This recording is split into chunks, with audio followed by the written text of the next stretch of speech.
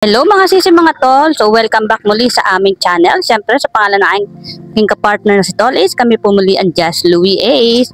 Alam niyo ba mga sisi ko, siyempre nandito na ako sa Pilipinas ngayon at happy tayo no for 3 months na nandito na ako sa Pilipinas. Siguro for mga 1 month pa lang ako nakapag-start na mag-business. Pero okay naman ang aking naging negosyo, no? Siyempre sa mga OFW na, mga ex-OFW na kagaya ko, hindi natin alam kung ano talaga yung plan nila sa kanilang buhay pagdating nila sa Pilipinas.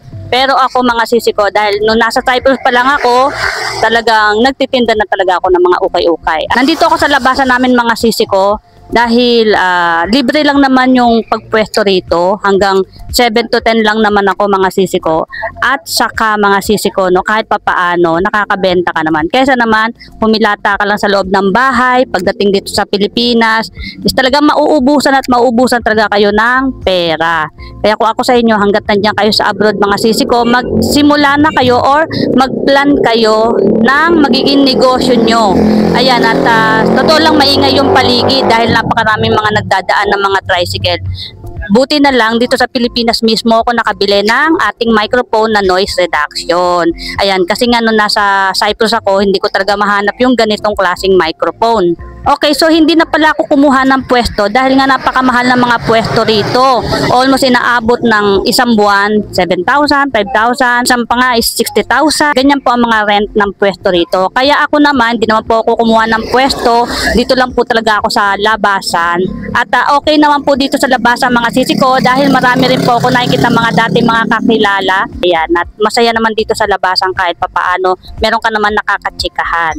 Ayan, so pa sa akin mga sisi ko, kung uuwi kayo ng Pilipinas, no, at magpo-for good kayo na kagaya ko, diyan pa lang sa abroad, nag-iisip na kayo kung anong negosyo yung gusto nyo. Dahil mahirap po talaga pagdating nyo dito sa Pilipinas is bago pa lang kayo magpaplano.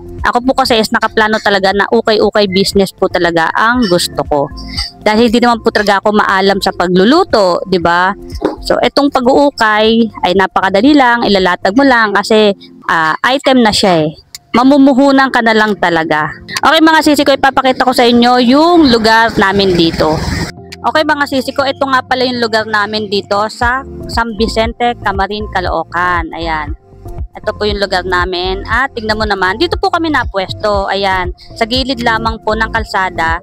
Pero okay lang po yan kahit paano is nakakabenta ka. Kaysa naman sa nasa bahay nga lang at nakahilata. At mauubusan talaga at mauubusan ng pera kung wala kayong magiging negosyo. Ito nga po si Kuya, ayan, nagtitinda po ng mga kortina yan. At ito naman po yung mga paninda ko na ukay-ukay.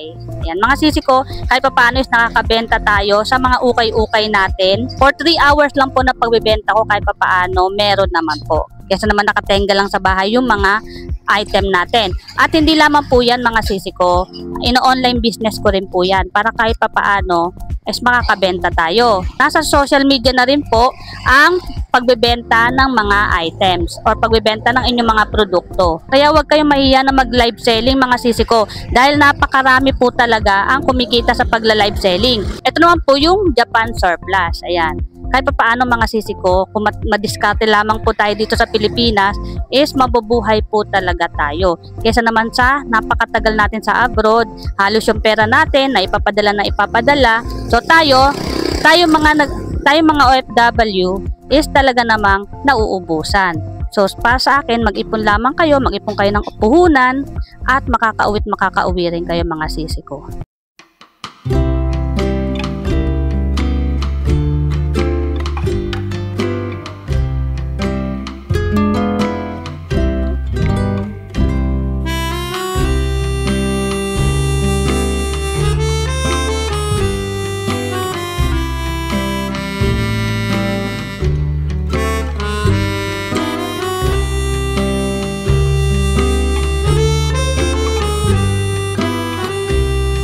Okay, so ayan mga sisi ko, sa mga nagtatanong pa rin po sa akin no, about po sa pag-a-apply papuntang Cyprus.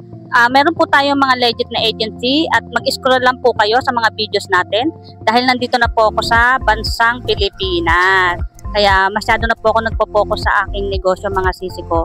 At kung may mga katanungan kayo about diyan nga sa papunta sa Cyprus, is mag-comment lang po kayo sa mga videos natin. At kung hindi naman talaga tayo busy, is masasagot po natin yan mga sisi ko.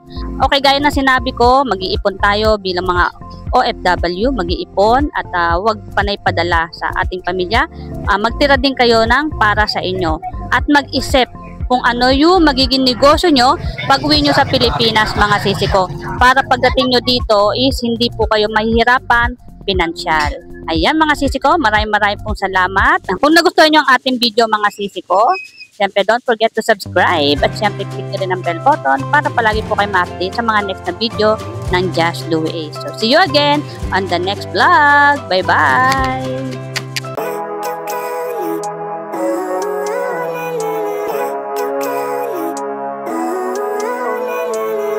Living life, everyday, late at night, not okay. All I want, and I pray, all I need are some better days.